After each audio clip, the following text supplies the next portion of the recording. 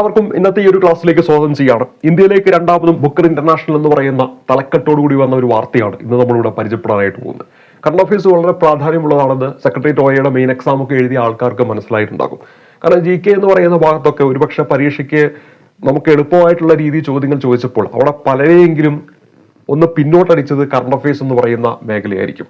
അത് കൃത്യമായിട്ട് വായിക്കാതെ പോയ ഒരാൾക്ക് കറണ്ട് അഫയേഴ്സിന് നല്ല മാർക്കൊന്നും സ്കോർ ചെയ്യാൻ പറ്റിയില്ലെങ്കിൽ ഇന്നലത്തെ പരീക്ഷയ്ക്ക് നല്ല മാർക്ക് സ്കോർ ചെയ്യാൻ പറ്റിയില്ല എന്നാണ് അതിന്റെ അർത്ഥം.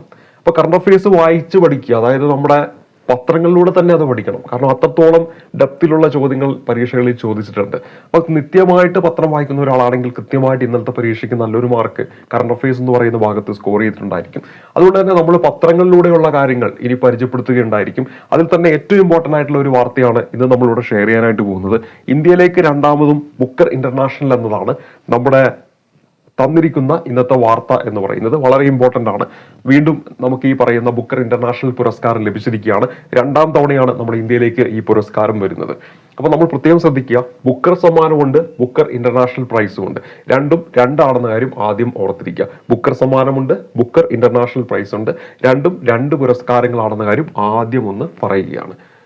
അപ്പൊ നമുക്ക് നോക്കാം എന്തെല്ലാം കാര്യങ്ങളാണ് ഈ വാർത്തയിൽ പറയുന്നതെന്ന്. അതിനുശേഷം ഈ വാർത്തയുമായി ബന്ധപ്പെടുത്തിയിട്ട് കുറച്ച് ചോദ്യങ്ങളും കൂടെ ചെയ്യുമ്പോൾ നമ്മൾ ഈ ഒരു ടോപ്പിക്ക് നല്ല രീതിയിൽ പഠിച്ചിട്ടുണ്ടാകും. ഈ ഒരു വാർത്തയിൽ തുടക്കത്തിൽ നൽകിയിരിക്കുന്നത് ഇന്ത്യൻ എഴുത്തിന്റെ അഭിമാന മുദ്രകളായി ബാനു മുസ്താഖും ദീപ ബസ്തിയും. അപ്പൊ ആർക്കെല്ലാമാണ് 2025 ബുക്കർ ഇന്റർനാഷണൽ പ്രൈസ് ലഭിച്ചിരിക്കുന്നത്? ഇന്ത്യക്കാരിയായിട്ടുള്ള ബാനു മുസ്താഖിനും ദീപ ബസ്തിക്കുമാണെന്ന കാര്യം ഓർത്തിരിക്കുക. ബുക്കർ ഇന്റർനാഷണൽ പ്രൈസ് ലഭിച്ചിരിക്കുന്നത് ബാനു മുസ്താഖിനും ദീപ ബസ്തിക്കുമാണ് 2025 ബുക്കർ ഇന്റർനാഷണൽ പുരസ്കാരം ലഭിച്ചിരിക്കുന്നത്. അപ്പൊ ആ രണ്ടു പേരുകളും നല്ല രീതിയിൽ മനസ്സിലേക്ക് കൊണ്ടുവരിക. ബാനു മുസ്താഖ്, രണ്ടാമത്തെ പേര് ദീപ ബസ്തി. കന്നഡയിൽ നിന്ന് ഇംഗ്ലീഷിലേക്ക് ദീപ ബസ്തി പരിഭാഷപ്പെടുത്തിയ ബാനു മുസ്താഖിന്റെ ചെറുകഥാ സമാഹാരം ഹാർട്ട് ലാമ്പിനാണ് ഈ വർഷത്തെ ബുക്കർ ഇന്റർനാഷണൽ പുരസ്കാരം ലഭിച്ചിരിക്കുന്നത്. അപ്പോൾ വിവിധ ഭാഷകളിൽ നിന്ന് ഇംഗ്ലീഷിലേക്ക് പരിഭാഷപ്പെടുത്തിയതിന് നൽകുന്ന പുരസ്കാരമാണ് ബുക്കർ ഇന്റർനാഷണൽ പുരസ്കാരം എന്ന കാര്യം പ്രത്യേകം നോട്ട് ചെയ്യുക. ഇംഗ്ലീഷിലേക്ക് പരിഭാഷപ്പെടുത്തിയിട്ടുള്ള കൃതികൾക്ക് കൊടുക്കുന്ന പുരസ്കാരമാണ് ഏതെന്ന് പറയുന്നത് ബുക്കർ ഇന്റർനാഷണൽ പുരസ്കാരം എന്ന് പറയുന്നത്. അങ്ങനെ നമ്മുടെ രാജ്യത്തെ കന്നഡ ഭാഷയിൽ നിന്ന് ഇംഗ്ലീഷിലേക്ക് ദീപ ബസ്തി പരിഭാഷപ്പെടുത്തിയ ബാനു മുസ്താഖിന്റെ ചെറുകഥാ സമാഹാരമാണ് ഇത്. ഈ പോയിന്റ് പ്രത്യേകം നോട്ട് ചെയ്ത് വെക്കുക. ഇതൊരു ചെറുകഥാ സമാഹാരമാണ്. അതിന്റെ പേര് ഹാർട്ട് ലാമ്പ് എന്നാണ് പേര്. അപ്പൊ ഹാർട്ട് ലാമ്പ് എന്ന് പറയുന്ന കൃതി രചിച്ചതാരെന്ന് ചോദിച്ചാലോ ഉത്തരമായിട്ട് വരേണ്ടത് ബാനു മുസ്താഖാണ്. ഇതെന്താണ്? ഇതൊരു ചെറുകഥയാണ്. ഇത് ആരാണ് ഇംഗ്ലീഷിലേക്ക് പരിഭാഷപ്പെടുത്തിയത്? ദീപ ബസ്തിയാണ്. ഇത് ഏത് ഭാഷയിലാണ് ബാനു മുസ്താഖ് രചിച്ചത്? കന്നഡ ഭാഷയിലാണ്. ഈ പറഞ്ഞ എല്ലാ പോയിന്റുകളും വളരെ ഇമ്പോർട്ടന്റ് ആണ്. അപ്പൊ നമ്മളിവിടെ പരിചയപ്പെട്ട എന്താണ്? മാൻ ബുക്കർ ഇന്റർനാഷണൽ പ്രൈസ് ലഭിച്ചത് ആർക്കൊക്കെ? ബാനു മുസ്താഖിനും ദീപ ബസ്തിക്കുമാണ്. ഏത് കൃതിക്കാണ് ലഭിച്ചത്? ഹാർട്ട് ലാമ്പ് എന്ന് പറയുന്ന കൃതിക്കാണ്. ഈ ഒരു കൃതി ആരാണ് രചിച്ചതെന്ന് ചോദിച്ചാൽ ബാനു മുസ്താഖാണ്. ഹാർട്ട് ലാമ്പ് എന്ന് പറയുന്നത് ഒരു ചെറുകഥയാണ്. ഇത് രചിച്ച ഭാഷ ഏതാണെന്ന് വെച്ചാൽ കന്നഡ ഭാഷയാണ്. ഇത് ഇംഗ്ലീഷിലേക്ക് പരിഭാഷപ്പെടുത്തിയത് ദീപ ബസ്തിയാണ്. ഇപ്പൊ വിവിധ ഭാഷകളിൽ നിന്ന് ഇംഗ്ലീഷിലേക്ക് പരിഭാഷപ്പെടുത്തിയ കൃതികൾക്ക് കൊടുക്കുന്ന ഇന്റർനാഷണൽ ലെവലിലുള്ള പുരസ്കാരമാണ് ഇത് മാൻ ബുക്കർ ഇന്റർനാഷണൽ പുരസ്കാരം എന്ന കാര്യം ഓർത്തിരിക്കുക. ഇനി തുറന്നു പറയുന്നത് നോക്കാം. ഇതിന്റെ പുരസ്കാര തുക 50,000 പൗണ്ടാണ്. അതായത് 57 ലക്ഷം രൂപ വരും.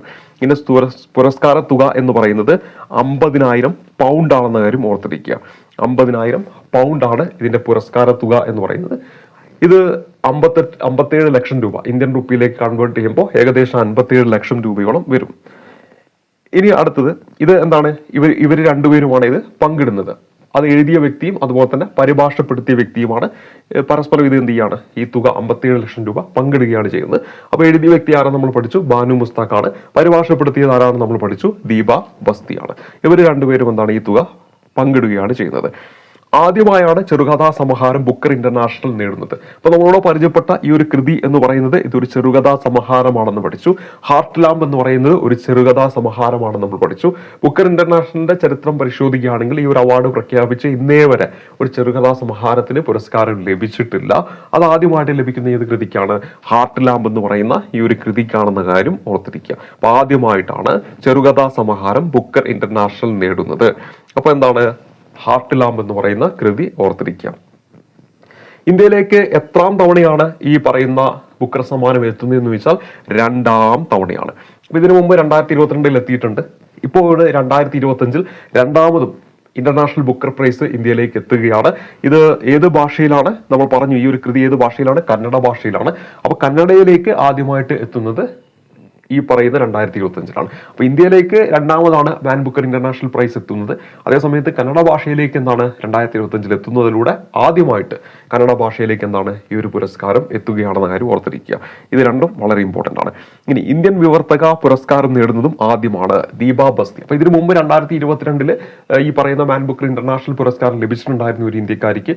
അതേസമയം അന്ന് ഈ എന്ന് പറയുന്നത് ഇന്ത്യക്കാരിയല്ലായിരുന്നു, അല്ലെങ്കിൽ ഇന്ത്യ വംശജായിരുന്നില്ല എന്ന കാര്യം ഓർത്തിരിക്കുക. പക്ഷെ നിലവിൽ ആരാണ്? ദീപ ബസ്തിയാണ്. ദീപ ബസ്തി ഇന്ത്യക്കാരിയാണ്.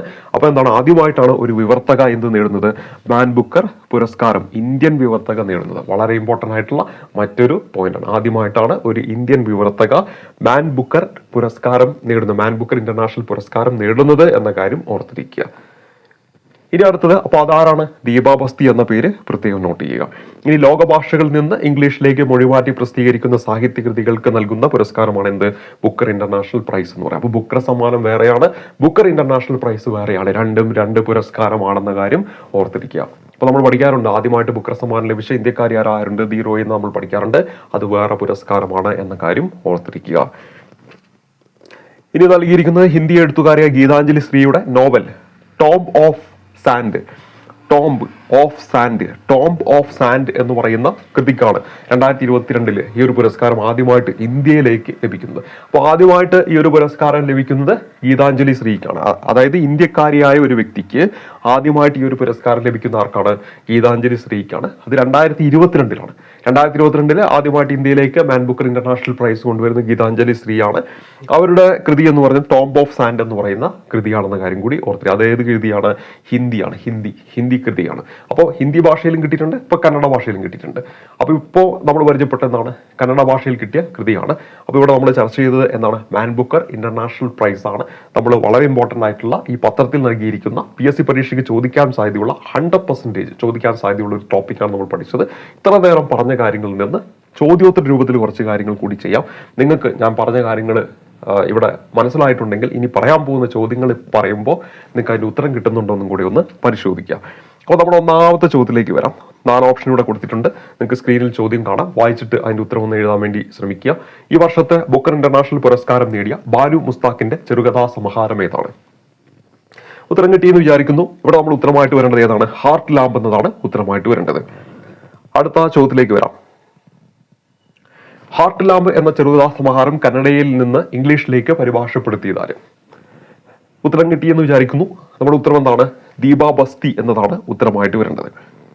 അടുത്ത ചോദ്യം, ബുക്കർ ഇന്റർനാഷണൽ പുരസ്കാരം നേടുന്ന ആദ്യത്തെ ചെറുകഥാ സമാഹാരം ഏതെന്നാണ് നമ്മുടെ ചോദ്യം. 4 ഓപ്ഷൻ കൊടുത്തിട്ടുണ്ട്. നിങ്ങൾക്ക് ഉത്തരം കിട്ടി കാണും. ഓപ്ഷൻ ബി ഹാർട്ട് ലാമ്പ് എന്നാണ് ഉത്തരമായിട്ട് വരേണ്ടത്. അടുത്ത ചോദ്യത്തിലേക്ക് വരാം. ഇത് വളരെ ഇമ്പോർട്ടൻ്റ് ആയിട്ടുള്ള ചോദ്യമാണ്. മനസ്സിൽ തോന്നിയപ്പോൾ ഇട്ടൊരു ചോദ്യമാണ്. പക്ഷേ ഈ ഒരു ചോദ്യം എത്ര പേര് ശരിയാക്കും എന്ന് നമുക്കൊന്ന് പരിശോധിക്കാം. വളരെ ഇമ്പോർട്ടൻ്റ് ആണ്. ഇവിടെ തന്നിരിക്കുന്നത് ഈ വർഷത്തെ ബുക്കർ ഇന്റർനാഷണൽ പുരസ്കാര തുക എത്രയാണ്? ഇവിടെ ഓപ്ഷൻ എയിൽ 50,000 രൂപ, ഓപ്ഷൻ ബിയിലെ $50,000, ഓപ്ഷൻ സിയിലെ 57 ലക്ഷം രൂപ, ഓപ്ഷൻ ഡിയിലെ ബിയും സിയും ശരിയാണെന്നാണ് കൊടുത്തിരിക്കുന്നത്. ഇവിടെ നമ്മൾ ഉത്തരം എന്ന് പറയുന്നത് ഏതാണ്? ചിലവരെങ്കിലും ഇവിടെ ഓപ്ഷൻ ഡി പോയിട്ട് ചിലപ്പോൾ കറപ്പിച്ചേക്കാം. എന്നാൽ ഇവിടെ പ്രത്യേകം ശ്രദ്ധിക്കുക, ഇവിടെ ഉത്തരം എന്ന് പറയുന്നത് ഓപ്ഷൻ സി ആണ്. കാരണം നമ്മൾ പറഞ്ഞിരുന്നു 50,000 പൗണ്ടാണ്. പൗണ്ട് ഇംഗ്ലണ്ടിലാണ് ഈ ഒരു പുരസ്കാരം. അപ്പോൾ ഇവിടെ പൗണ്ടാണ്, ഡോളർ അല്ല, പൗണ്ടാണ്. അപ്പോൾ ഇവിടെ ഓർത്തിരിക്കുക ഓപ്ഷൻ ബി ഡോളർ എന്നാണ് തന്നത്. അപ്പൊ ഇങ്ങനൊരു ചോദ്യം ചോദിക്കുമെന്ന് അറിയത്തില്ല. പക്ഷെ ചോദിച്ചാൽ എന്ത് ചെയ്യാം? ചിലപ്പോൾ പലർക്കെങ്കിലും കൺഫ്യൂഷൻ കൊണ്ട് തെറ്റിപ്പോവാം. അപ്പൊ കൃത്യമായിട്ട് അതൊന്ന് നോട്ട് ചെയ്ത് വെക്കാം. അപ്പൊ ഇവിടെ ഉത്തരം എന്താണ്? 57 ലക്ഷം രൂപ അല്ലെങ്കിൽ 50,000 പൗണ്ട്. 57 ലക്ഷം രൂപ അല്ലെങ്കിൽ 50,000 പൗണ്ട്. ഇനി അടുത്ത ഇതിലേക്ക് വരാം. ഇന്ത്യയിലേക്ക് ബുക്കർ ഇന്റർനാഷണൽ അംഗീകാരം ലഭിക്കുന്നത് ഇത് എത്രാമത്തെ തവണയാണ്? നമ്മൾ ഓൾറെഡി പരിചയപ്പെട്ടു. എത്രാമത്തെ തവണയാണ്? 2ാമത്തെ തവണയാണ്. ഇനി കന്നഡ ഭാഷയിലേക്ക് ആദ്യമായിട്ട് ബുക്കർ ഇന്റർനാഷണൽ അംഗീകാരം ലഭിച്ചത് ഏത് കൃതിക്കാണ്? നമ്മൾ ഓൾറെഡി ഇത്ര നേരം പഠിച്ച കാര്യങ്ങൾ. ഹാർട്ട് ലാമ്പ് എന്നാണ് കൃതിയുടെ പേര്. ഇനി ബുക്കർ ഇന്റർനാഷണൽ പുരസ്കാരം ഇന്ത്യൻ വിവർത്തകൻ നേടുന്നത് ആദ്യമായിട്ട് ആരാണ്? അവിടെ ഉത്തരമായിട്ട് വരേണ്ട ഏത് തന്നെയാണ്? നമ്മൾ പഠിച്ചു ദീപ ബസ്തിയാണ്. അപ്പൊ ബുക്കർ സമ്മാനം കിട്ടിയത് ബാനു മുസ്താഖ്, അതുപോലെ തന്നെ ദീപ ബസ്തിക്കാണ് വിവർത്തകയ്ക്കുള്ള പുരസ്കാരം കിട്ടി. അപ്പൊ ഈ ഒരു കൃതി ഹാട്ട്ലാം എന്ന് പറയുന്ന കൃതി ഇംഗ്ലീഷിലേക്ക് വിവർത്തനം ചെയ്ത ദീപ ബസ്തി, അപ്പൊ അവർക്ക് വിവർത്തകയ്ക്കുള്ള പുരസ്കാരം കിട്ടി. അപ്പൊ ആദ്യമായിട്ടാണ് ഒരു ഇന്ത്യക്കാരിക്ക് വിവർത്തകയ്ക്കുള്ള ബുക്കർ പുരസ്കാരം, അതായത് മാൻ ബുക്കർ ഇന്റർനാഷണൽ പുരസ്കാരം ലഭിക്കുന്നത്. ലോകഭാഷകളിൽ നിന്ന് ഇംഗ്ലീഷിലേക്ക് മൊഴിമാറ്റി പ്രസിദ്ധീകരിക്കുന്ന സാഹിത്യകൃതികൾക്ക് നൽകുന്ന പുരസ്കാരം ഏതാണ്? ഓപ്ഷൻ സി ആണ്. ഏതാണ്? ബുക്കർ ഇന്റർനാഷണൽ പ്രൈസ് ആണ്. ഇനി അടുത്ത് 2022 ബുക്കർ ഇന്റർനാഷണൽ പുരസ്കാരം നേടിയ ഹിന്ദി എഴുത്തുകാരിയും അവരുടെ നോവലും ഏതാണ് ഉത്തരമായിട്ട് വരേണ്ട? Option B, Geetanjali Shree. Tomb of sand എന്നതാണ് അവരുടെ നോവൽ എന്ന കാര്യം കൂടി ഓർത്തിരിക്കുക. അടുത്തത്, ബുക്കർ ഇന്റർനാഷണൽ പുരസ്കാരം ആർക്കൊക്കെയാണ് പങ്കിട്ട് നൽകുന്നത്? ഇവിടെ ഉത്തരം എന്താണ്? എഴുത്തുകാരിക്കും വിവർത്തകയ്ക്കുമാണ് ഈ ഒരു പുരസ്കാരം പങ്കിട്ട് നൽകുന്നത്. അപ്പോൾ നമ്മൾ പഠിച്ച കാര്യങ്ങളൊക്കെ ഉൾപ്പെടുത്തിക്കൊണ്ട് കുറച്ച് ചോദ്യങ്ങൾ നമ്മളിവിടെ പഠിച്ചപ്പെട്ടിട്ടുണ്ട്. ഈ ചോദ്യങ്ങളിലൂടെയും നേരത്തെ പറഞ്ഞ കാര്യങ്ങളിലൂടെയും കടന്നു പോയപ്പോൾ ഇനി മറക്കാത്ത രീതിയിൽ നിങ്ങളുടെ മനസ്സിൽ ഈ പറഞ്ഞ ടോപ്പിക്കിൽ പതിഞ്ഞിട്ടുണ്ടാകുമെന്നാണ് വിശ്വസിക്കുന്നത്. പതിഞ്ഞിട്ടില്ലെങ്കിൽ ഒരിക്കൽ കൂടി ഒന്നും കൂടെ കാണുക, കാരണം വളരെ ഇമ്പോർട്ടൻ്റ് ആണ്. ഇതിൽ പറഞ്ഞ എല്ലാ പോയിന്റുകളും ഇമ്പോർട്ടൻ്റ് ആണ്. നമുക്കറിയാം, ഇപ്പോൾ നടക്കാൻ പോകുന്ന പരീക്ഷകളിലൊക്കെ തന്നെ ഈ ചോദ്യം എന്ന് പറയുന്നത് പത്രവാർത്തകളെ കൃത്യമായിട്ട് അനാലിസ് ചെയ്തിട്ടായിരിക്കും ചോദിക്കുക. അതുകൊണ്ട് തന്നെ പത്രത്തിൽ കാണുന്ന ഓരോ പോയിന്റുകളും, നമ്മളിപ്പോൾ ഓരോ ഡെയിലി കറണ്ട് അഫയേഴ്സ് അപ്ഡേറ്റ്സ് എന്നൊക്കെ പറഞ്ഞിട്ട് പല മേഖലയിൽ നിന്നും നമ്മൾ കണ്ടിട്ടുണ്ടാകും. പക്ഷെ അവിടെയൊക്കെ ഒരു പോയിന്റ് ആയിട്ടായിരിക്കും തരിക, വളരെ ഇമ്പോർട്ടൻ്റ് ആയിട്ടുള്ള പോയിന്റ് ആയിരിക്കും അവർ തരിക. പക്ഷെ ചോദ്യകർത്താവ് ഡയറക്റ്റ് നമ്മുടെ ന്യൂസ് പേപ്പറിൽ വരുന്ന ഓരോ പോയിന്റുകളിൽ നിന്നൊക്കെ ചോദ്യങ്ങൾ ചോദിക്കുന്നുണ്ട്. അതുകൊണ്ട് തന്നെ എന്നും നിങ്ങളുടെ വീട്ടിലെ പത്രം ഉണ്ടെങ്കിൽ രാവിലെ ഒരു അരമണിക്കൂറെങ്കിലും സ്പെൻഡ് ചെയ്തുകൊണ്ട് അന്നത്തെ ഇമ്പോർട്ടൻ്റ് ആയിട്ട് പരീക്ഷയ്ക്ക് ചോദിക്കും എന്ന് തോന്നുന്ന കാര്യങ്ങൾ ചെയ്യണം, ഒന്ന് പഠിച്ചു വെക്കുന്നത് നന്നായിരിക്കും. അത് തീർച്ചയായിട്ടും നമ്മുടെ കറണ്ട് അഫയേഴ്സ് ഭാഗത്ത് ഗുണം ചെയ്യുമെന്ന് ഉറപ്പ് നൽകിക്കൊണ്ട്, ഒപ്പം ഈ ഒരു ടോപ്പിക്ക് തീർച്ചയായിട്ടും നിങ്ങൾക്ക് മനസ്സിലായിട്ടുണ്ടായിരിക്കും, അല്ലെങ്കിൽ അത് തീർച്ചയായിട്ടും നിങ്ങൾ പഠിച്ചിരിക്കണം. കാരണം ഇത് വരാൻ പോകുന്ന പരീക്ഷയിൽ നിർണായകമായിട്ടുള്ള ഒരു ടോപ്പിക്കാണ്, ഞാൻ പറയാതെ തന്നെ നിങ്ങൾക്ക് അറിയാം. അപ്പോൾ അടുത്തൊരു ക്ലാസ്സിൽ നമുക്ക് കണ്ടുമുട്ടാം. അതുവരേക്കും നന്ദി, നമസ്കാരം.